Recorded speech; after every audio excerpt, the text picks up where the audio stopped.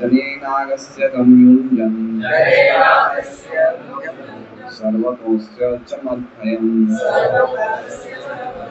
साधूनां वर्गमेव स्यात्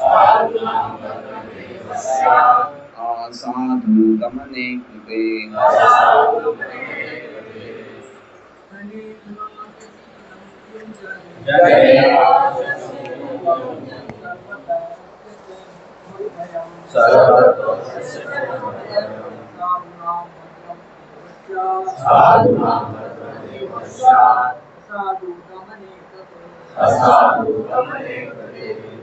जनेनागस्य गम्युञ्जन्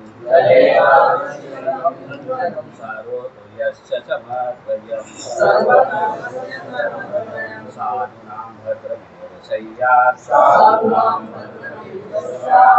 साधुदमने कृते। जनि अनागस्य अगम्युञ्जन् सर्वथा अस्य च मद्भयम् साधूनां भद्रमेव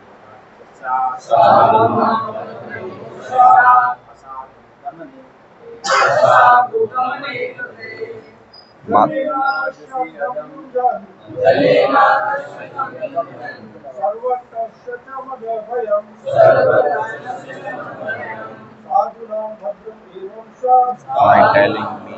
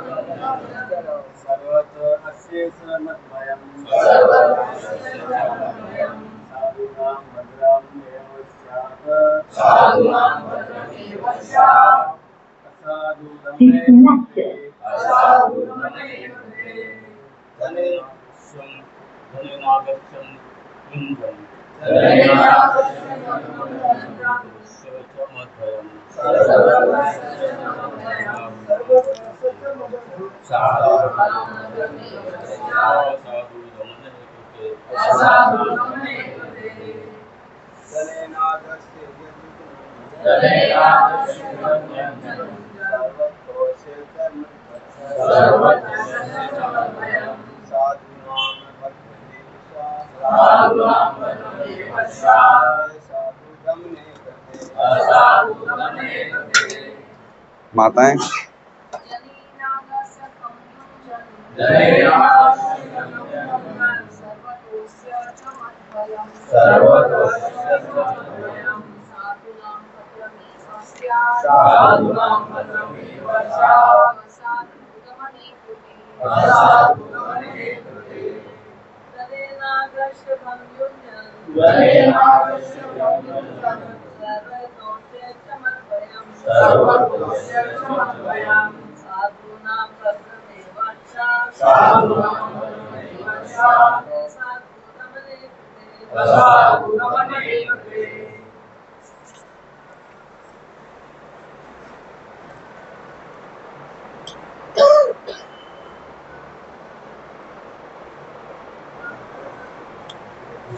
शील वेद व्यास कृत श्रीमद् भागवतम प्रथम स्कंद अध्याय 17 श्लोक संख्या 14। अनुवाद एवं तात्पर्य कृष्ण कृपा मूर्ति श्री श्रीमद् अभय चरणारविंद भक्ति वेदांत स्वामी प्रभुपाद द्वारा।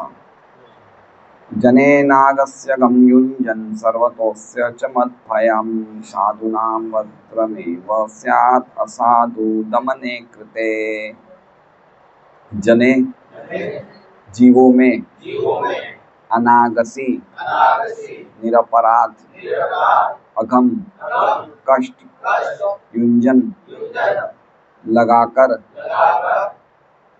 सर्वतो सर्वत्र अस्य ऐसे अपराधियों का च तथा मद्भयम् मेरा भय साधु नाम ईमानदार व्यक्तियों का भद्रम कल्याण एवं निश्चय ही स्यात् होगा असाधु दुष्ट दमने दमन में कृते ऐसा किए जाने पर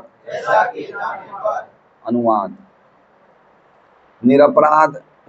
निरपराध जीवों को जो कोई भी कष्ट पहुंचाता है उसे चाहिए कि विश्व में जहाँ कहीं भी हो मुझसे डरे। दुष्टों का दमन करने से निरपराध व्यक्तियों को स्वतः लाभ पहुंचता है। ओम अज्ञानतिमिरान्धस्य ज्ञानाञ्जनशलाकया चक्षुरुन्मीलितं येन तस्मै श्रीगुरुवे नमः। नाम श्रेष्ठं मनुमपि शचीपुत्रम् अत्र स्वरूपं रूपं तस्याग्रजं गुरुपुरीं माथुरीं गोष्ठवाटीं राधाकुण्डं गिरिवरम् अहो राधिका माधवाशां प्राप्तो यस्य प्रकृतकृपया श्रीगुरुं तं नतोऽस्मि। वन्देऽहं श्रीगुरोः श्रीयुतः पदकमलं श्रीगुरुं वैष्णवांश्च श्रीरूपं सद्रजातं सैगण्यगुणाधान्वितं तं सजीवं साद्वैतं सावधूतं परिजनसहितं कृष्णचैतन्यदेवं श्रीराधा कृष्णपादान् सैगण्यललिता श्रीविशाखांश्च गुरु वैष्णव भगवान तीने स्मरण है विघ्न विनाशिनाय स्वयं वांछितवन। हरे कृष्णा कृष्णा कृष्णा हरे हरे हरे राम राम राम हरे हरे। श्रीमद् भागवतम क्लास में सब भक्तों का स्वागत है। तो श्लोकों की श्रृंखला में आज के श्लोक में परीक्षित महाराज पुनः बैल से अर्थात धर्म से कुछ पूछ रहे हैं। वही बात पूछ रहे हैं जो पिछले श्लोक में उन्होंने पूछी थी कि पिछले श्लोक में हमने क्या देखा था।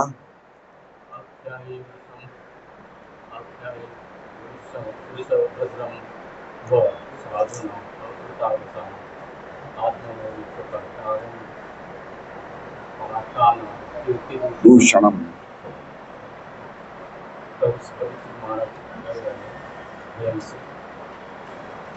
आपके अनुभव इसमें आते हैं।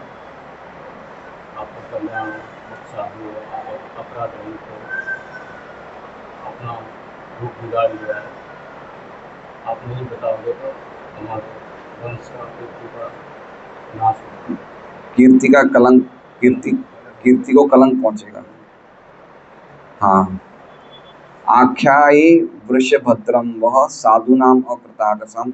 आख्यायी की एक बार मुझे बता दीजिए, हे वृषभ एक बार मुझे बता दीजिए कि आपका कल्याण हो, आप निष्कपट हैं, आप ईमानदार हैं, आप निरपराधी हैं।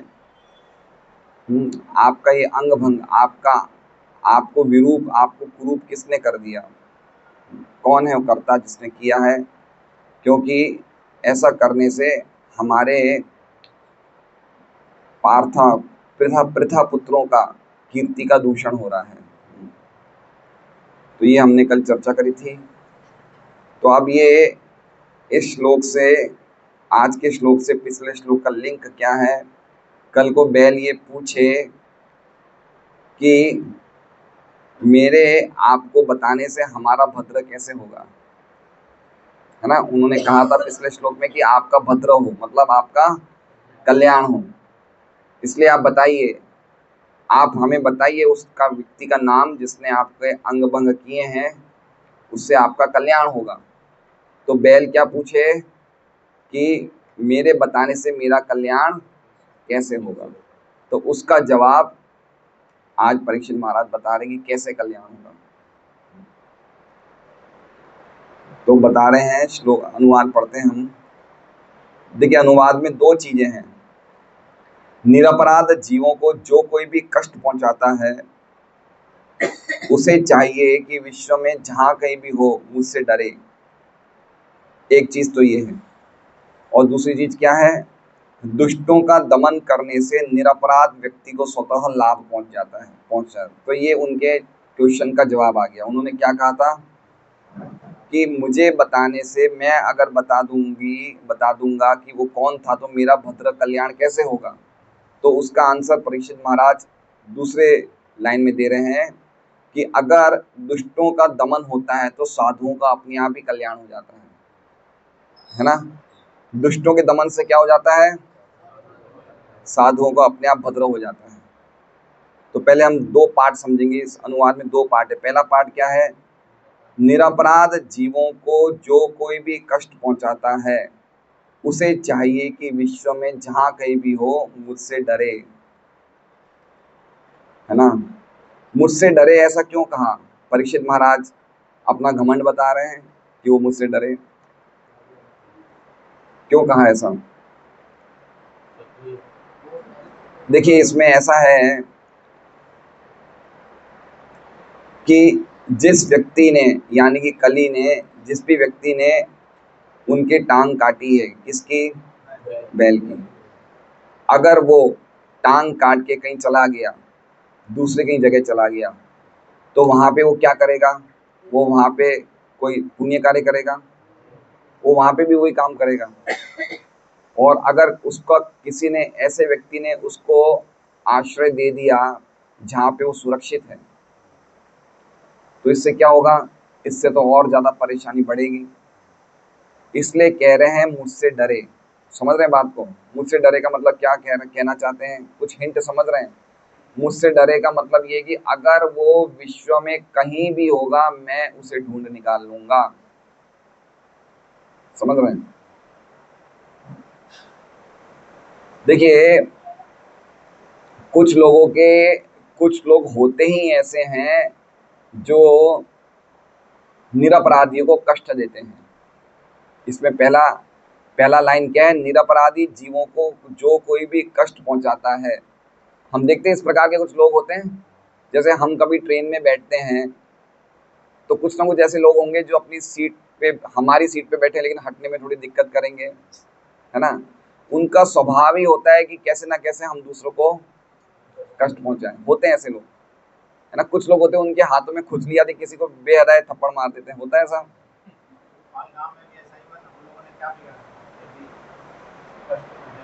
हाँ, तो पॉइंट समझ रहे हैं बात को? उनके हाथों में खुजली आती है, वो किसी को बुलाते थप्पड़ मार देते, तो है ना। हमारे बहुत साल पहले, 30 साल पुरानी बात बता रहा हूँ, हमारे मामा जी की बेटी की शादी थी जयपुर में। तो जो ऑर्केस्ट्रा वाला था उसने, बैंड बाजे वाले होते हैं, वो कोई शादी वादी में उसने पी लिया होगा, तो उसने पी के कुछ बदतमीजी का काम कर दिया। तो हमारे वो जितने भी वो मामा जी के बच्चे थे उनको मारना पीटना शुरू कर दिया। तो हमारे एक और मामा जी थे, उन्होंने भी मैंने बोला मामा जी आपका तो लेन देन नहीं, आप क्यों मार रहे हो? बस मुझे भी मारना है। समझ रहे हैं? हाथ में खुजली आ जाती है, दो चार हाथ हम भी दो चार हाथ छड़ दें। तो ऐसी घटनाएं होती है, तो इनको कंट्रोल करने के लिए कोई ना कोई चाहिए। तो परीक्षित महाराज यहाँ बोलना चाहते हैं कि वो कहीं भी होगा, है ना, उसका भय वो में से डरेगा। ठीक है? क्यों? क्योंकि ऐसे व्यक्तियों को कंट्रोल करना बहुत जरूरी है। और दूसरा अर्थ क्या हो गया? दुष्टों का दमन करने से निरपराध व्यक्ति को स्वतः लाभ पहुंचता है। इसका अर्थ समझे हम, कि अगर जैसे बैल ने कहा कि अगर मैंने नाम बता दिया तो मुझे क्या लाभ होगा, मेरा भद्र क्या होगा, मेरा कल्याण क्या होगा। तो इसमें आंसर दे रहे हैं कि अगर दुष्टों को मारा जाए या दमन किया जाए तो अपने यहाँ भी अच्छे लोगों का कल्याण हो जाता है। इसको कैसे समझे हम? हैं? सुरक्षित रहेंगे। जैसे मान लीजिए अभी इस भागवतम क्लास में अगर कोई एक व्यक्ति आता है और वो आते ही मोबाइल पे बात कर रहा है, उसकी बार बार घंटियां बज रही है, वो हिल रहा है, तो उससे हम बाकी 40-50 लोगों को डिस्टरबेंस होगा। अगर वो व्यक्ति चला जाए वापस तो हमें शांति मिलेगी नहीं मिलेगी? तो एक व्यक्ति के जाने से दूसरों का कल्याण होगा नहीं होगा? मान लीजिए गोपाल बिंद प्रभु की गली में एक व्यक्ति है जो रोज रात को शराब पी के हल्ला करता है और बहुत डिस्टर्ब करता है 10-15 बंदों को, तो इनकी सोसाइटी के लोगों को परेशानी होगी नहीं होगी? उसको अगर कुछ दंड मिला जाए या उसको सोसाइटी से बाहर निकाल दिया जाए तो उनको शांति होगी नहीं होगी? तो उस प्रकार से कहने का अर्थ ये है कि अगर कोई एक गलत व्यक्ति का दमन होता है तो बाकी के लोगों को अपने आप ही सुख पहुंच जाता है। ठीक है ना। विश्वामित्र भगवान राम को ले जाते हैं दशरथ जी से, क्यों ले जाते हैं? वो ताटक, वो कौन थी, उसको मार, ताड़का, उसको मारने के लिए ले जाते हैं ना, है ना। तो क्यों मार रहे थे वो? क्यों मारना था? क्योंकि वो कष्ट पहुंचा रहे थे साधुओं को। और क्यों पहुंचा रहे थे कष्ट? बिना काम की पहुंचा रहे थे। उनका कोई उसमें बस ऐसे ही परेशान करना है। तो अगर भगवान ने उन्हें मारा तो साधुओं को लाभ पहुंचा नहीं पहुंचा?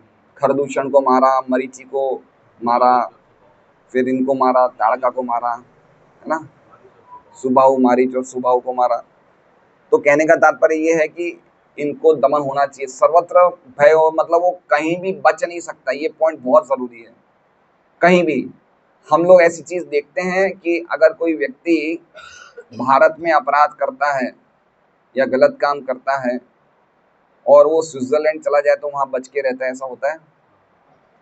होता है ना? कुछ कुछ बड़े बड़े ऐसे ऐसे जिन्होंने कुछ कांड किए हैं या कुछ इस तरह के काम किए हैं जो भारत में तो पुलिस उनको पकड़ रही है, लेकिन वो कहाँ छाके छुप गए? कहीं इंग्लैंड में चले गए, कोई स्विट्जरलैंड में चले गए, नहीं चले गए, वहां भारत की सरकार कुछ नहीं कर पा रही है।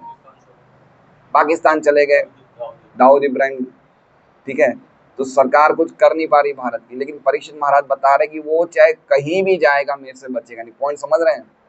परीक्षित महाराज का सामर्थ्य देखिए। जैसे न्यूक्लियर बॉम्ब छूटता है तो न्यूक्लियर बॉम्ब से बचने के लिए कुछ ऐसे लोग होते हैं समझदार कि वो गड्ढे के नीचे बंकर बना लेते हैं जिससे कि हम तो बच जाएं कम से कम। लेकिन परीक्षित महाराज क्या कह रहे हैं? सर्वतो मतलब वो व्यक्ति कहीं भी होगा, कोई भी समय में होगा, उसे मेरे से भय रहेगा, वो मेरे से बच नहीं सकता है। इसलिए तुम उसका नाम बताओ। बैल को बोल रहे हैं आप उसका नाम बताइए, आप चिंता मत करिए, मैं कहीं भी होऊंगा उसे ढूंढ के ले आऊंगा, उसका वध करूंगा, उसका दमन करूंगा। ठीक है, तो ये दो चीजें हैं। अब हम ये श्लोक देखते हैं। जने अनागसी अगम युंजन। जने अनागसी, अनागसी मतलब जो व्यक्ति निरपराध है। जने मतलब निरपराध जीवों को। अगम, अगम मतलब अगम का एक अर्थ होता है पाप, और इसमें अगम का मतलब होता है कष्ट।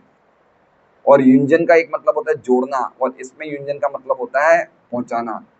तो जो कोई भी व्यक्ति निरपराध जीवों को कष्ट पहुंचाता है, सर्वतो अस्य, अस्य मतलब उस अपराधी के लिए हर एक जगह च मद भयम, मेरा भय रहेगा, मेरा भय हमेशा रहेगा उसके लिए। जैसे कंस थे, कंस का उदाहरण है। कंस के हृदय में हमेशा एक भय रहता था, क्या? कि कृष्ण मुझे मार देगा। इसलिए कंस ने, अगर आप भागवतम पढ़ेंगे तो कंस के आखिरी टाइम पे तो उसको नींद आना भी मुश्किल हो गया था। वो सोते हुए भी कृष्ण को देखता था, जागते हुए भी कृष्ण को देखता था, हर जगह वो भी कृष्ण भक्त, कृष्ण भावनामृत में था वो भी, है ना। सोते जागते हर जगह किसको देखता था? कृष्ण। यहाँ तक कि उसकी वाइफ अगर पीली साड़ी पहन के आती तो वो भी लगते थे कृष्ण आगे, क्योंकि पीताम्बर। इतना डर लग गया था कंस को, है ना। ये होता है भय कि वो मुझे मार देगा। तो उसी तरह से, उसी हिसाब से परीक्षित महाराज एश्योरेंस दे रहे हैं बैल को कि अगर वो कहीं भी होगा मेरे से नहीं बचेगा। ये एश्योरेंस देना बहुत जरूरी है। तो जो कोई भी निरपराधी जीवों को कष्ट पहुंचाता है उस अपराधी के लिए मेरा भय हमेशा सर्वत्र रहेगा। और दूसरी लाइन का अर्थ है साधु नाम भद्रम एवं स्यात्। साधु नाम मतलब ईमानदार व्यक्तियों का कल्याण एवं निश्चित स्यात् है। ईमानदार व्यक्तियों का निश्चित ही कल्याण है। किसमें? असाधु दमने कृते। जब बदमाशों को सजा होती है, दंड दिया जाता है, तो उससे अपने आप ही ईमानदार व्यक्तियों का लाभ हो जाता है, अपने आप ही निश्चित रूप से उनका कल्याण हो जाता है। जो ईमानदार है उनका कल्याण अपने आप ही दुष्टों का दमन करने से हो जाता है। ठीक है, अब हम श्रीधर स्वामी की टीका पढ़ते हैं।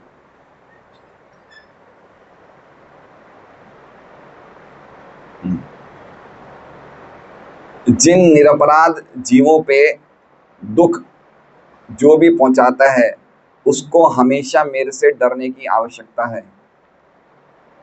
और आगे कह रहे हैं कि इससे सभी सत्पुरुषों का कल्याण होता है। सत्पुरुष मतलब साधुओं का। और विश्वनाथ चक्रवर्ती ठाकुर कह रहे हैं सारार्थ दर्शनी में कि तुम मुझे उसका नाम बता दो और वो मेरे से डरेगा, उसके लिए मेरे मन में मेरे मेरे लिए उसके मन में डर रहेगा। अब कल को बैल ये बोलने मन में सोचे कि अगर मैंने नाम बता दिया तो आज तो उसने मेरी टांग काटी, कल मेरा गला काट देगा, तो है ना। तो ये सारार्थ दर्शनी में कितनी गहरी बात लिखी कि कभी कभी पता है क्या होता है, कोई व्यक्ति किसी पे अत्याचार करता है और जिस पे अत्याचार होता है उसी को वो व्यक्ति धमकी देता है कि तूने किसी को मेरा नाम बताया तो तेरा परिवार खत्म कर दूंगा या तुझे जान से मार दूंगा। तो कभी कभी ऐसा होता है कि किसी पे कष्ट पहुंचता है, अत्याचार होता है, लेकिन वो डर के मारे नाम नहीं बताता। सही बात है ना। उसको डर लग जाता है कि भाई इस चक्कर में कौन पड़े। जैसे हमारी वो करुणा विद्या शक्ति माता जी के बेटे को चक्कू मारा, उन्होंने पुलिस में कंप्लेन तक नहीं लिखाई, बताइए, है ना, कि फालतू में मैं इस चक्कर में क्यों पढ़ूं और कोई आगे मुसीबत आ जाएगी। तो विश्वनाथ चक्रवर्ती ठाकुर कह रहे हैं कि अगर बैल के मन में डर आ जाएगी, आज तो मैंने मेरी टांगे कटी है, कल को मैं नाम बता दूंगा तो क्या पता वो व्यक्ति मेरा गला काट देगा। तो इसके जवाब में परीक्षित महाराज कह रहे हैं कि अगर तुम नहीं भी कहोगे तो भी वो उससे मेरे से डरेगा। तुम ऐसा मत समझना कि अगर तुमने नहीं कहा तो वो नहीं डरेगा। बोले तुम अगर नहीं भी कहोगे तो भी हर स्थिति में वो मेरे से डरेगा, क्योंकि जो व्यक्ति निर्दोषों को भय पहुंचाता है वो हर समय सर्वतः, सर्वतः का मतलब बताया, सर्वतः का अर्थ क्या बताया, हर परिस्थिति में, हर समय, हर जगह वो मेरे से डरेगा। हर जगह मतलब कहीं भी छुप गया हो, कोई गुफा के अंदर ही क्यों नहीं छुप गया हो, लेकिन वो मेरे से। आप ये इस प्रकार की भविष्यवाणी परीक्षित महाराज क्यों कह रहे हैं? आप खाली इतना देख लीजिए कि अगर हमारे कोई परिवार का व्यक्ति इस शहर में कहीं खो जाए तो उसको ढूंढ निकालने में कितनी दिक्कत आएगी। खाली एक शहर की बात बता रहा हूँ कि अगर लापता हो जाए शहर में, चलिए शहर में तो हो सकता है आसानी से मिल जाए अगर हमारी जान पहचान है, अगर देश में खो जाए तो, देश में कोई लापता हो गया तो देश में ढूंढ निकालना कितनी मुश्किल बात है। लेकिन परीक्षित महाराज क्या कह रहे हैं कि वो कहीं भी होगा, सर्वतः मतलब ब्रह्मांड में कहीं भी होगा, वो मेरे से डरेगा, वो बच नहीं सकता है। इसका अर्थ क्या हो गया? इसका अर्थ ये हो गया कि परीक्षित महाराज जैसे राजाओं के पास बाहुबल तो था ही था, लेकिन इनके पास कुछ योग शक्तियां भी थी। समझ रहे हैं? परीक्षित के दादा कौन है? अर्जुन।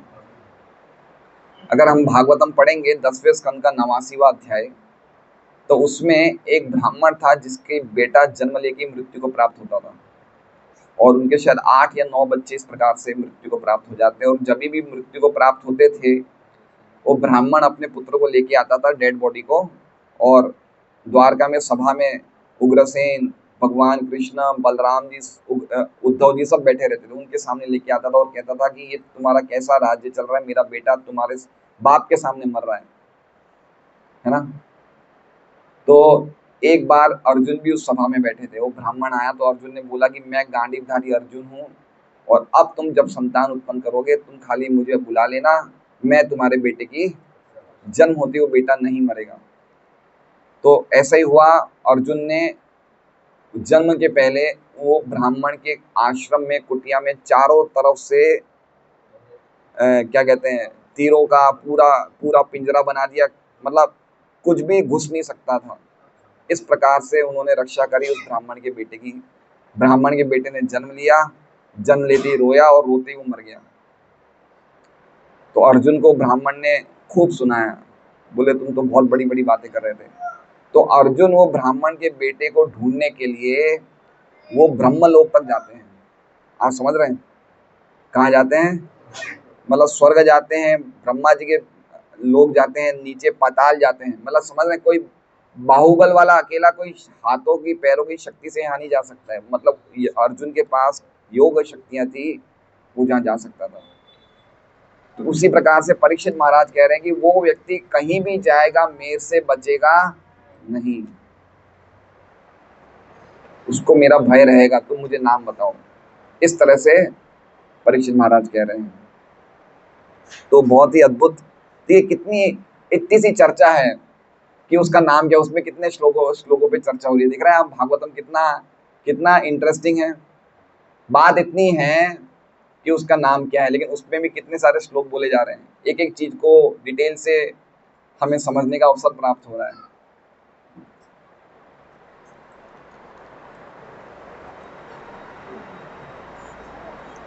तो एक्चुअली में क्या होता है कि कथाओं में क्या होता है, कथा हमारे हृदय में भगवान के लिए इमोशंस जन्म देते हैं। क्या देते हैं?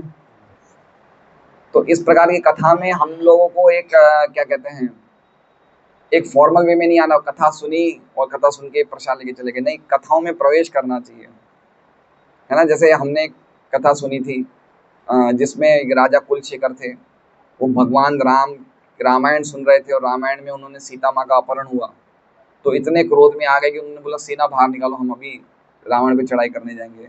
कथा सुनते सुनते क्या हो गए, वो आवेश में आ गए। तो ये इससे कथा सुनी जाती है, हमें इतना ध्यान से सुनना चाहिए। जैसे एक कथा में हमारे इस्कॉन के एक महाराज हैं, उन्होंने, सुरुचि ने ध्रुव महाराज को उल्टे सीधे वचन बोले थे, पता है आपको, कि तुझे अगर मेरे पति के कुर्सी पे बैठना है तो मेरे गर्भ से जन्म लेना पड़ेगा, है ना। तो जब ये महाराज ये कथा बोल रहे थे तो महाराज बोलते बोलते कि अगर मेरा बस चलता तो मैं सुरुचि को तोड़ मरोड़ देता। आप समझ रहे हैं, कथा बोलते बोलते उसको सुरुचि पे इतना गुस्सा आ गया, उनको, महाराज को। तो इसे कहते हैं कथा में प्रवेश करना। तो ये प्रवेश हमारा कब होगा, जब हम बड़ा ध्यान से श्रवण करेंगे। इसलिए बहुत इंपॉर्टेंट है कि हम लोग भागवत कथा, हमें इतना अच्छा लाभ मिल रहा है, हम 40-50 भक्त एकत्रित होते हैं और इतना अच्छी तरह हम लोग सब कुछ सुन रहे हैं, तो हमें ध्यान रखना चाहिए कि हर चीज़ को हम समझें कि कैसे परीक्षित महाराज वहाँ खड़े हैं, बैल है, गाय है, कली है, और किस तरह से संवाद चल रहे हैं, कितना परीक्षित महाराज का क्या क्रोध में, क्या उनका इमोशन है, कितने क्रोध में है कि मेरे से पूरी दुनिया डरे, वो व्यक्ति डरे मेरे से। तो ये चीज़ों में हमें प्रवेश करने का प्रयास करना चाहिए। हम प्रवेश नहीं करते हैं। मान लीजिए कि अनिल जी की धर्मपत्नी आई है क्या, कृष्णावेश माता जी, अगर अपने पियर जाएंगे और पियर जाके वो कुछ दिन रहते हैं, तो अनिल जी वहाँ प्रवेश नहीं करेंगे मन के द्वारा कि वो वहाँ गई है, कैसे होगी, सही होगी नहीं होगी, बराबर खा रही है नहीं खा रही है, मन के द्वारा प्रवेश किया ना, है ना। हर एक व्यक्ति, हम लोग में से जितने भी लोग हैं, अपने परिवार वालों के लिए कोई जाता है कहीं, तो हम प्रवेश, कोई सफर में जाता है तो हम ट्रेन में प्रवेश करते नहीं करते मन के द्वारा, कि टाइम पे उसको नींद आई होगी नहीं आई होगी, रात को है सीट कंफर्म नहीं थी, हम सुबह फोन करेंगे। तो इसे कहते हैं प्रवेश करना, है ना। क्योंकि भक्ति के पूरा हृदय की मामला है ये। जितना ज्यादा हम प्रवेश करेंगे ना, उतना हमारी प्रगति होगी। खाली बाह्य से सुनेंगे और निकाल देंगे तो इतनी प्रगति नहीं होगी। भगवान तो हमारे हृदय में बैठे ना, भावग्राही जनार्दन, इसलिए हमें प्रवेश करना चाहिए। इतना आनंद है भगवान की कथाओं में, भगवान की लीलाओं में। एक्चुअली में आज मैं कल भागवतम पढ़ रहा था, तो उसमें एक जगह आया, महाराज प्रियव्रत की कथा आ रही थी। तो महाराज प्रियव्रत की कथा में कहा कि शुभदेव गोस्वामी लिखते हैं कि महाराज प्रियव्रत का जो हृदय था, भगवान की लीलाओं का विहार था। विहार मतलब समझ रहे, ग्राउंड, वो मैदान था भगवान की, जहाँ पे भगवान की लीलाएं होती। वो कौन सा मैदान था? प्रियव्रत महाराज का हृदय। मतलब वो इतने ज्यादा एब्जॉर्ब हो जाते थे, इतने ज्यादा निमग्न हो जाते थे कि उनके हृदय में हमेशा भगवान की लीलाओं का आस्वादन करते थे, भगवान की कथाओं का। तो ये हमें इस स्टेज पे आना है, और इस स्टेज पे आने के लिए क्या होगा, सबसे पहला स्टेप क्या है, श्रवणम। हमारा सुनना बहुत अच्छी तरह होना चाहिए, है ना। श्रवणताम स्व कथा कृष्ण पुण्य श्रवण कीर्तन। भगवान श्री कृष्ण की कथा सुनने में अपने आप में इससे बढ़कर कोई ना तो पुण्य है, ना होगा, ना है था। भगवान कृष्ण के नाम, उनकी कथा, उनकी लीला सुनना ही पुण्य श्रवण कीर्तन। क्यों? हृदय अंतस्तो ही अभद्राणी। हृदय में जितना भी अभद्र है वो भगवान स्वयं साफ कर देते हैं उस भक्त का, जो ढंग से सुनता है और ढंग से कीर्तन करता है। इसलिए बहुत इंपॉर्टेंट है कि हम दिमाग लगाएं, मन लगा के हम कान से अच्छी तरह सुने।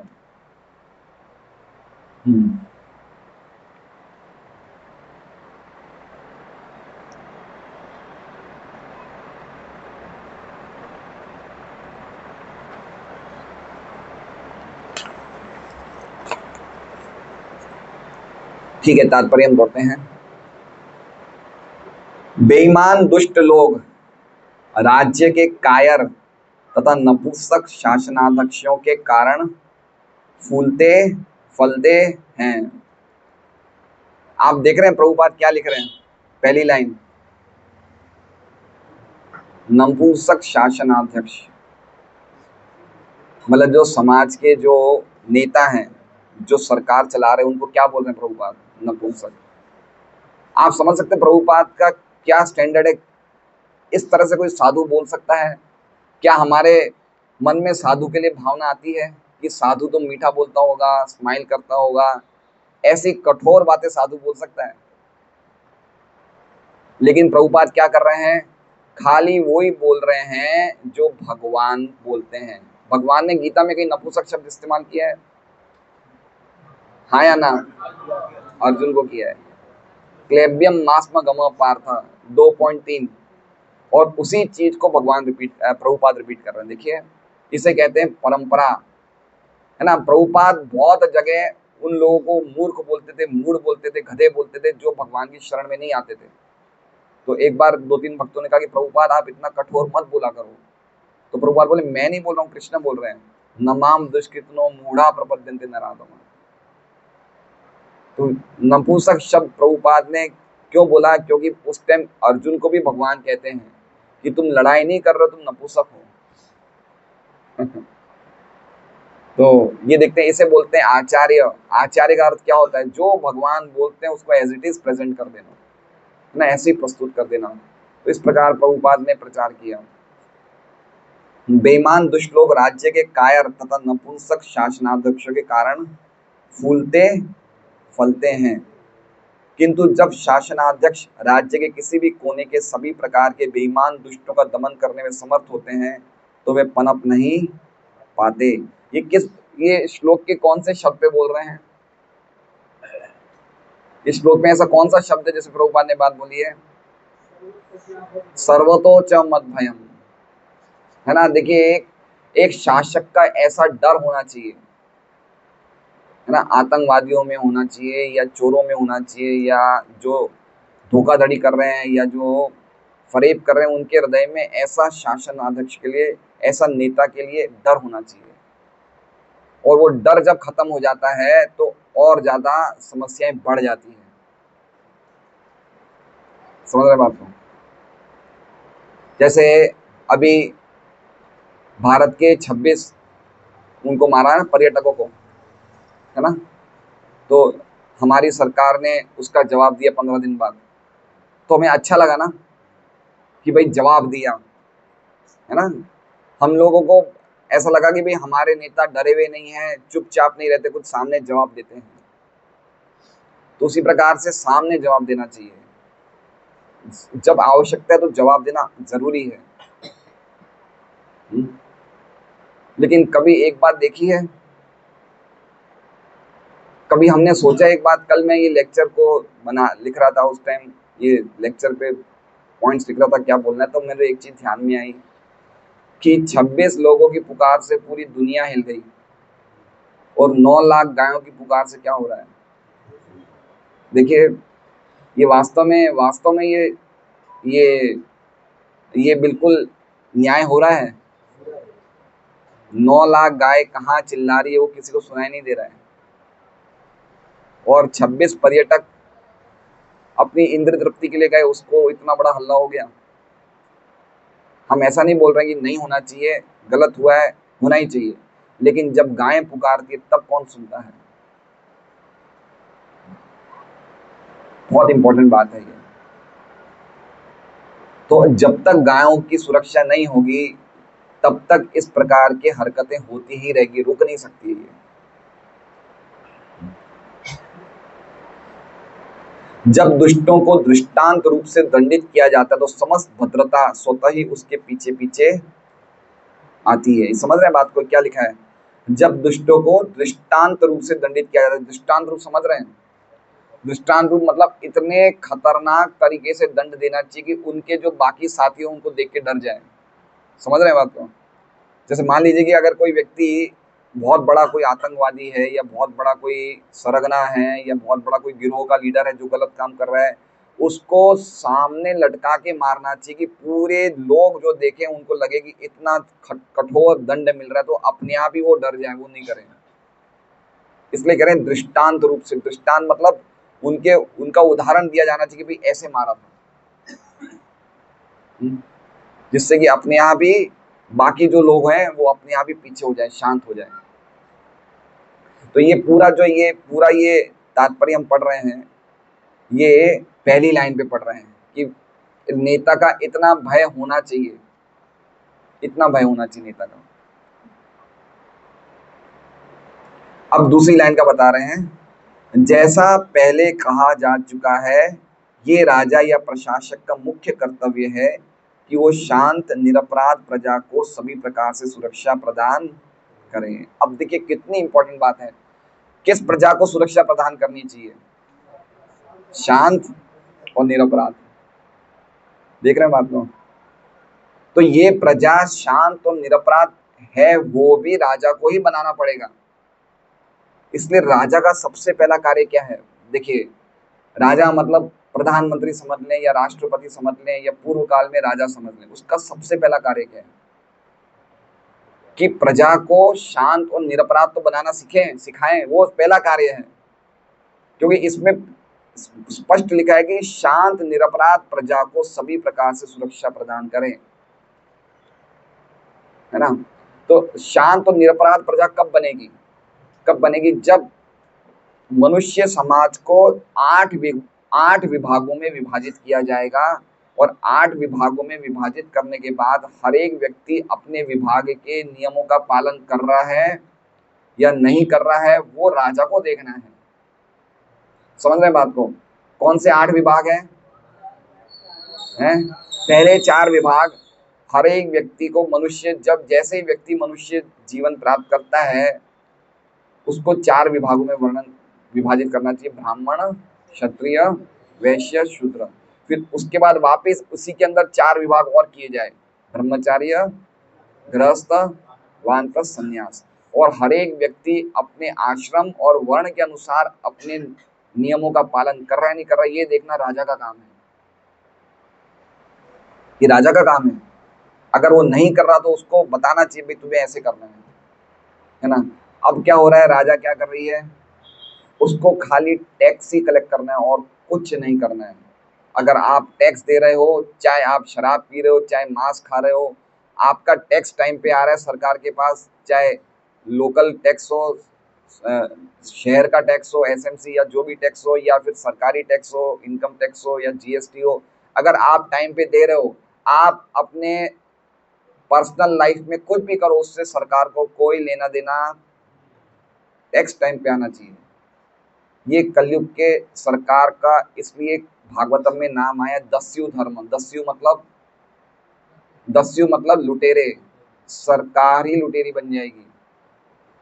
मतलब वो सरकार जिसे निरपराध प्रजा को बचाना चाहिए, वो ही सरकार निरपराध प्रजा को लूटेगी, है ना? और आगे ये भी लिखा है कि जब प्रजा इतना पाप करेगी कि बारिश भी नहीं होगी राष्ट्र में, तो बिना बारिश के अभाव में लोग फल, मूल, कंद, मांस ये सब खाएंगे, और सरकार की कर योजना से, टैक्स प्लानिंग से इतना ज़्यादा परेशान हो जाएंगे कि वो टैक्स से और सूखे से और अनाज के अभाव से, सब प्रकार की समस्याओं से बचने के लिए वो जंगलों में चले जाएंगे, है ना? बहुत अच्छा श्लोक है, आचिन्न दार द्रविणा यास्यन्ति गिरि काननम, है? दार द्रविण मतलब जो नेता होंगे वो ही लोगों की स्त्रियों को और उनके द्रविण मतलब उनके धन को लूटेंगे, और यास्यन्ति गिरि काननम, और जो समझदार लोग होंगे, जो भक्त होंगे, जो साधु होंगे, वो कहाँ चले जाएंगे? गिरि और काननम। गिरि मतलब पर्वत, काननम मतलब वन। तो ये बता रहे हैं कि प्रभुपाद एक तात्पर्य में, आज ही मैं पढ़ा था, एक तात्पर्य लिखते हैं कि आज से 100 साल पहले, प्रभुपाद ने तात्पर्य लिखा था 1970 में, है 1975 में, 5वें स्कंद का। आज से 100 साल पहले मतलब 1875 में भी भारत का हर एक घर कम से कम ये 4 नियमों का तो पालन करता था। कोई अवैध स्त्री संग नहीं, कोई नशा नहीं, कोई मांसाहार नहीं, और कोई जुआ सट्टा नहीं है। और प्रभुपाद ने कहा कि लेकिन आज की तारीख में मतलब 1975 में हर घर में ये 4 नहीं तो कोई 3 नहीं तो कोई 2 नहीं तो एक चीज तो इंट्रोड्यूस हो ही गई है हर घर में भारत के। तो ये इंट्रोड्यूस हो रही नहीं हो रही है बताइए। कसाई खाने खुल रहे हैं, आपको जितना भी सट्टा करना है शेयर बाजार में कमोडिटी में आप कर सकते हो, सही बात है। कुछ कुछ राजस्थान के तो कुछ कुछ शहर ऐसे हैं कि जिसमें बच्चा स्कूल कॉलेज में पढ़ते पढ़ते ये शेयरों पे और ये कमोडिटीज पे जुआ करना शुरू कर देता है ना। तो कमोडिटी पे जुआ हो रहा है, मांसाहार हर जगह है, हर एक रेस्टोरेंट में आजकल वेज नॉन वेज दोनों ऑप्शन हो गए हैं, लारियों पे खूब होलसेल में ऑमलेट्स और ये सब मिल रहा है। नशा सब जगह है, नशा तो शराब तो है ही है, शराब के अलावा गुटखा मावा तो हर व्यक्ति के जेब में 2-3 पुड़ियां रहती है ना। और अवैध स्त्री संग होलसेल में हो रहा है। तो अब सरकार इन चारों चीजों को बढ़ावा दे रही है तो निरपराध लोग कैसे बचेंगे? निरपराध ही नहीं रहे बचे। राजा को तो सुरक्षा किसकी करनी है? जो शांत हो और निरपराध हो उसकी सुरक्षा करनी है। लेकिन अगर वो प्रजा ही शांत और निरपराधी है तो सुरक्षा किसकी करे? समझ रहे हैं? तो प्रभुपाद देखिए आगे क्या बता रहे हैं। प्रभुपाद बता रहे हैं कि सबसे पहले तो हमें लोगों को साधु बनाना पड़ेगा। जैसे इसमें लिखा है ना, साधुओं का भद्रम होगा, साधुओं का कल्याण होगा। तो पहले प्रभुपाद बता रहे हैं कि साधु की डेफिनेशन क्या है वो तो समझिए। तो आगे बता रहे हैं कि भगवान के भक्त स्वभाव से शांत तथा निरपराध होते हैं। ये साधु की डेफिनेशन। पहले समझो साधु किसे बोलते हैं? जिनके हृदय क्या होते हैं? शांत और निरपराध होते हैं। साधु की डेफिनेशन हर जगह अलग अलग है। जैसे गीता में भी साधु की डेफिनेशन है। गीता में साधु की क्या डेफिनेशन है? अपि चेत सुदुराचारो भजते माम अनन्यवाक साधुर एव समंतव्य सम्यक व्यवस्थितो हि सः। कि कोई व्यक्ति अगर मेरी भक्ति में लगा हुआ है और उससे अगर मान लो कभी कोई गलत बड़ा से बड़ा गलत काम भी हो जाए, लेकिन अगर वो मेरी भक्ति में लगा है तो उसको फिर भी साधु ही मानना चाहिए, कोई डाउट नहीं करना चाहिए।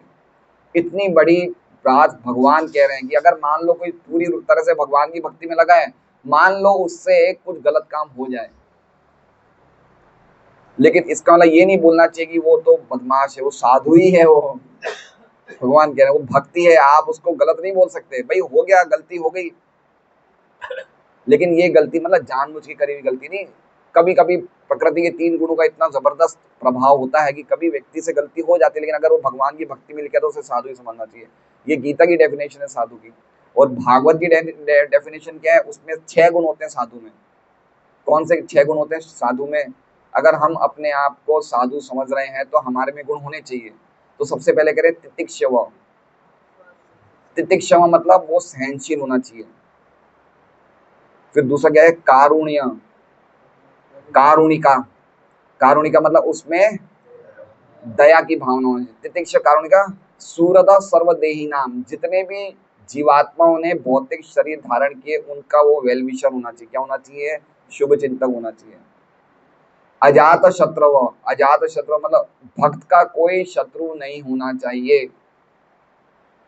तो आप बोल सकते प्रहलाद महाराज के तो शत्रु थे, कौन थे?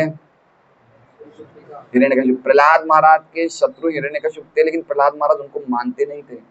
हिरण्यकशिपु मानता था शत्रु, लेकिन प्रहलाद महाराज नहीं मानते थे। जैसे आप देखिए युधिष्ठिर दुर्योधन को भी सुयोधन बोलते थे, मतलब युधिष्ठिर दुर्योधन में भी कोई दोष नहीं देखते थे। जनरली हमें देखा जाता है शत्रु है, लेकिन युधिष्ठिर नहीं मानते थे। तो भक्त का ये गुण होता है कि भक्त किसी को भी अपना शत्रु, अजात शत्रु, अजात मतलब उसका शत्रु ने अभी तक जन्म ही नहीं लिया है। और शांता, शांता मतलब वो जो भी कार्य करता है शास्त्रों के आदेश के अनुसार कर रहा है। अजात शत्रु शांता साधन साधव साधु भूषण, ये साधु के भूषण होते हैं, साधु के गहने होते हैं, अलंकार होते हैं। तो प्रभुपाद सबसे पहले बता रहे हैं कि अगर साधुओं का कल्याण करना है तो पहले समझो साधु कौन होता है। अब ऐसे व्यक्ति तो है नहीं, तो प्रभुपाद क्या कह रहे हैं? इसलिए राज्य का मूल कर्तव्य है कि वो हर एक को भगवत भक्त बनाने में सहायता करें। प्रभुपाद कह रहे हैं पहले भाई साधुओं को असाधु से अलग करना, तो पहले भाई उनको जो भक्त बने वो साधु, जो भक्त नहीं बने तो उनको बाद में डील, पहले साधुओं तो बनाओ उनको। देखिए प्रभुपाद ने कल एक महाराज ने एक व्हाट्सएप में एक वो भेजा कल, बहुत अच्छा भेजा। प्रभुपाद ने ये 1970 में लिखा था और बहुत समझने जैसा है। प्रभुपाद ने लिखा, ये उनकी बुक में है, आत्म साक्षात्कार का विज्ञान में प्रभुपाद ने लिखा है कि अगर सरकार हमें सुविधा दो, हमें अगर सरकारी अवसर सुविधा देंगे तो हम बड़े रूप में नगर संकीर्तन करेंगे, नाम संकीर्तन करेंगे, जिससे कि पूरे समाज का ढांचा बदल जाएगा। कैसे कैसे व्यक्तियों को साधु बनाना चाहिए प्रभुपाद कह रहे हैं। और क्या करेंगे हम, हमें हे सरकार के अवसर नेता, आप हमें सुविधा दीजिए कि जिससे कि हम हर जगह भगवान के नामों का कीर्तन कर सकें और सब लोगों को प्रसाद बांट सकें। अगर ये दो चीज हम कर पाएंगे, नामों का संकीर्तन और प्रसाद का वितरण, तो समाज की, ये पूरे देश की जनता में अद्भुत परिवर्तन आएगा। ये पढ़ा आपने, कल ही मैंने भेजा था, कल ग्रुप में भेजा, अद्भुत परिवर्तन आएगा। और मैं आज अकेला अमेरिका आया हूँ भारत से, और मेरे पीछे इतने इतने अनुयायी हुए, मैंने किया प्रभुपाद क्या बोल रहे हैं, मैंने किया तो प्रभुपाद कह रहे हैं मैं तो खाली एक बगीचे में जाके कीर्तन किया और प्रसाद बांटा, तो उससे इतने अनुयायी हो गए। तो अगर हमें वास्तव में, ये तो मैंने छोटे से स्केल में किया, अगर हम बड़े रूप में करें, कीर्तन कर रहे हैं और प्रसाद बांटें, तो इससे पूरे समाज को आनंद आएगा, समाज के लोग बदल जाएंगे, समाज के लोग भक्त बन जाएंगे। ये प्रभुपाद का प्लानिंग था। ये तो प्रभुपाद ऐसे साधु है ना, देखिए हम समझ नहीं सकते उनकी क्या विचारधारा थी। 1945-44 में प्रभुपाद ने गांधी जी को भी चिट्ठी लिखी, और गांधी जी को चिट्ठी लिखी, कहा कि आपने देश को आज़ादी दिलवाई, लेकिन अगर आप गीता का प्रचार करोगे पूरे देश में तो लोग आपकी बात सुनेंगे, क्योंकि अभी आज राष्ट्रपिता हैं, लोग आपकी बहुत इज्जत करते हैं। लेकिन उसका जवाब गांधी जी ने नहीं दिया। तो जितने भी बड़े बड़े प्रधानमंत्री बने, बड़े बड़े नेता, प्रभुपाद सबको बोलते थे। लाल बहादुर शास्त्री से भी मिले थे प्रभुपाद ने अपनी बुक्स भी दी लाल बहादुर शास्त्री को। उसके बाद प्रभुपाद का इंदिरा गांधी से भी मीटिंग नक्की हुआ 22 अगस्त 1975 को। किससे मिलने के लिए नक्की हुआ? इंदिरा गांधी से। और इंदिरा गांधी के से जब वो मिले, तो मिलने वाले थे, तो प्रभुपाद ने अपनी डायरी में, पॉकेट डायरी में 10 पॉइंट लिखे कि मुझे 10 पॉइंट की चर्चा इंदिरा गांधी से करनी है जब मैं उनसे मिलूंगा। 10 पॉइंट क्या है, मैंने 6 महीने पहले बोले थे, मैं वापस 10 पॉइंट बोलता हूँ। काफी लोग नए हैं कि प्रभुपाद ने अपनी डायरी में क्या 10 पॉइंट लिखे जिससे कि वो पूरे देश का ढांचा बदलना चाहते थे। तो उन्होंने कहा, पहला पॉइंट कि 500 विदेशियों को तुरंत ही वीजा की सुविधा मिलनी चाहिए।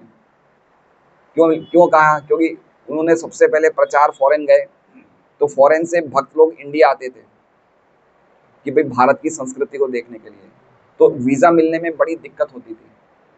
तो प्रभुपाद ने सबसे पहले कहा कि आप हमारे भक्तों को, जो विदेशी भक्त हैं, उनको क्या दीजिए? वीजा की सुविधा दीजिए, जिससे कि वो भारत आ सके, और भारत आएंगे तो कृष्ण भक्ति की संस्कृति को सीखेंगे भारत में आके, और उससे और ज्यादा प्रचार पूरी दुनिया में करेंगे। तो प्रभुपाद का ये पहला पॉइंट था। दूसरा पॉइंट कह रहे हैं कि जितने भी एमपी को क्या बोलते हैं,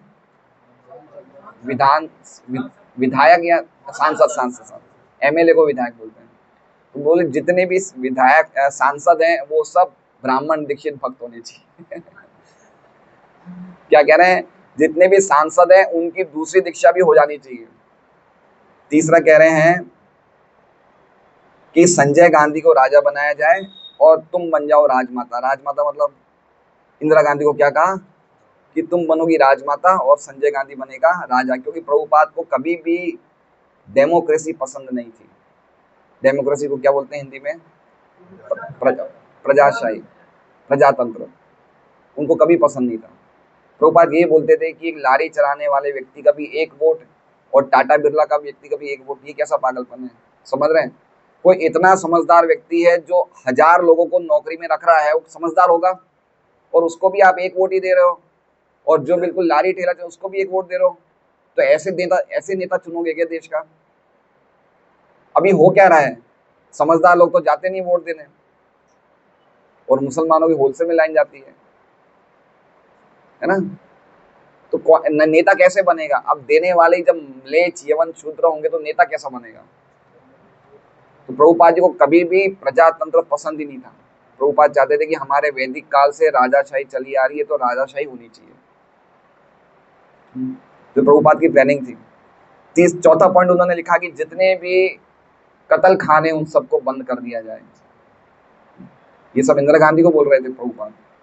पांचवा क्या लिखा है कि कीर्तन की व्यवस्था हमें हर जगह मिलनी चाहिए। छठा लिखा है कि अगर कोई मांस खाने वाला व्यक्ति हो, वो घर पे मांस खा सकता है, लेकिन बाहर खुले आम में, होटल में या गली पे या कहीं भी बाहर खुले आम में मांस खाने के लिए आप मांस खाने पे प्रतिबंध लगाइए। हैं? मतलब उनका बोलने का मतलब क्या था, घर पे खाने का मतलब क्या था, आप समझ रहे हैं? उन्होंने क्या बोला कि व्यक्ति मांस, कुछ लोग होते हैं जो नॉन वेजिटेरियन होते हैं, वो चाह के भी अपने आप को रोक नहीं सकते हैं। तो अगर ये नियम लगाया जाएगा कि भाई घर पे आप मांस खा सकते हो लेकिन बाहर मांस नहीं मिलेगा, तो मतलब क्या हुआ, जिसको खाना है खुद ही शिकार करे। समझ रहे हो बात को? सिस्टम यही है, शास्त्रों के अनुसार यही सिस्टम है कि भाई जिसको खाना है वो कोई हल्के से जानवर को मार दे और मार के उसको काली माँ को बलि चढ़ा के खा सकते हैं अमावस के दिन। ये नियम है। तो इस तरह से उन्होंने बताया। सातवां पॉइंट बताया कि वैश्यावृत्ति का पूरा दंड दिया जाए, कोई भी वैश्यावृत्ति में लगा हुआ है उसे पूरा दंड मिलना चाहिए। आठवां पॉइंट उन्होंने बताया कि भगवत गीता के धर्म के अलावा और कोई दूसरा धर्म नहीं होना चाहिए। देखिए कितना प्रभुपाद के सपने, देखिए क्या सोचते हैं वो। उनको कितना कितना स्ट्रॉन्ग फेथ था उनका, है ना। कभी कभी हम लोग सही होते हैं, हमारे पास चीज सही होती है, लेकिन हमारा फेथ ढीला होता है। और कुछ कुछ लोग बिल्कुल ढीले होते हैं, उनकी उनकी उनकी फिलॉसफी बेकार होती है, उनका फेथ जबरदस्त होता है। जैन समाज के लोग देख लीजिए, उनकी फिलॉसफी बिल्कुल नॉनसेंस है, लेकिन उनमें उनमें एकता कितनी है। आप कहीं एक जैन बिल्डिंग में चलिए तो वहां पे आसपास 10 जैन मंदिर मिल जाएंगे आपको। ये मॉडल टाउन से लेके आप वाटिका में तक कितने होलसेल में जैनियों के आश्रम है, दिगंबर, श्वेतंबर, कितने आश्रम है। आप समझ रहे हैं? फिलोसॉफी नॉनसेंस है, लेकिन एकता इतनी है। और हमारी फिलोसॉफी हाईएस्ट है, लेकिन हमें अपनी फिलोसॉफी पे श्रद्धा नहीं है। देखिए कितनी कमजोरी है। प्रभुपाद को कितनी जबरदस्त श्रद्धा थी। इंदिरा गांधी को बोल रहे हैं कि आप खाली भगवत गीता का धर्म रखिए। कोई इतना स्ट्रॉन्ग बोल सकता है? फिर आगे क्या कह रहे हैं, 9वां पॉइंट, कि जितने भी सरकारी अफसर हैं जो सरकारी कार्यालय में बैठते हैं, उनको दिन में 2 बार सरकारी अफसरों को कीर्तन करना चाहिए अपने दफ्तरों में। हैं? दिन में 2 बार कीर्तन करना चाहिए। और आगे कह रहे हैं, क्यों कह रहे हैं कि कीर्तन करने से उनके हृदय में जो स्वार्थ की भावना होगी और जो करप्शन को क्या बोलेंगे हिंदी में, भ्रष्टाचार, भ्रष्टाचार और स्वार्थ सरकारी अफसरों से दफ्तरों में खत्म हो जाएगा अगर रोज 2 टाइम कीर्तन होगा। और आखिरी 10वां क्या कह रहे हैं कि आप हमारा कृष्ण भावनामृतम जो प्रचार कर रहे हैं उसको आप पूरा सपोर्ट करो। मतलब आपकी सरकार, मतलब भारत की सरकार उसको पूरा सपोर्ट करें, जिससे कि भारत की इज्जत एक आध्यात्मिक देश की तरह पूरी दुनिया में फैलेगी। तो प्रभुपाद ने 10 पॉइंट लिखे थे मिलने के लिए, लेकिन उस दिन इंदिरा गांधी को जान से मरने की धमकी मिली और उस चक्कर में उनकी मुलाकात हो नहीं पाई और ये पॉइंट्स प्रभुपाद प्रस्तुत नहीं कर पाए, तो उनकी डायरी में ही रह गए सब पॉइंट। तो पॉइंट ये है, प्रभुपाद कह रहे हैं कि जब तक लोगों को भक्त नहीं बनाया जाएगा तब तक पता ही नहीं चलेगा कि कौन साधु है साधु है। इस तरह हाँ, अतएव ये राज्य का मूल कर्तव्य है कि वो हर एक को भगवत भक्त बनने में सहायता करें। ठीक है, अब आप ये समझ लीजिए, आप लोगों को पता है 4 नियम कौन से हैं? भाग्यश्री पता है ना 4 नियम कौन से हैं? कौन से हैं?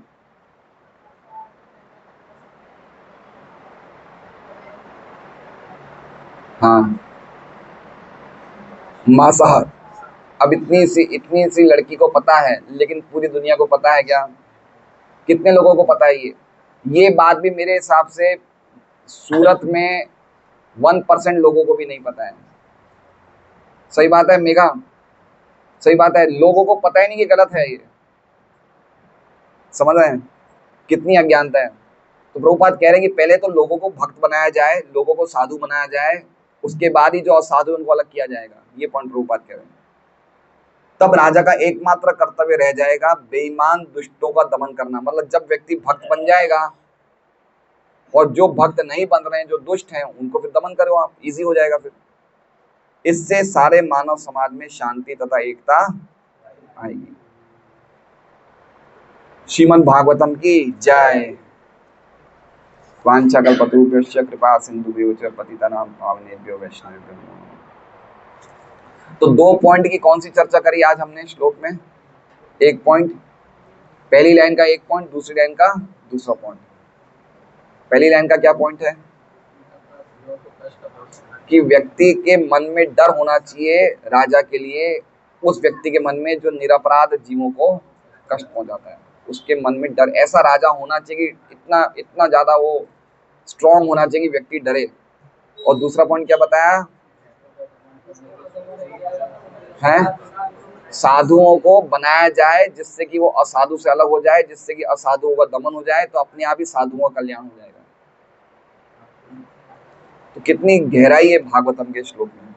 हरे कृष्ण।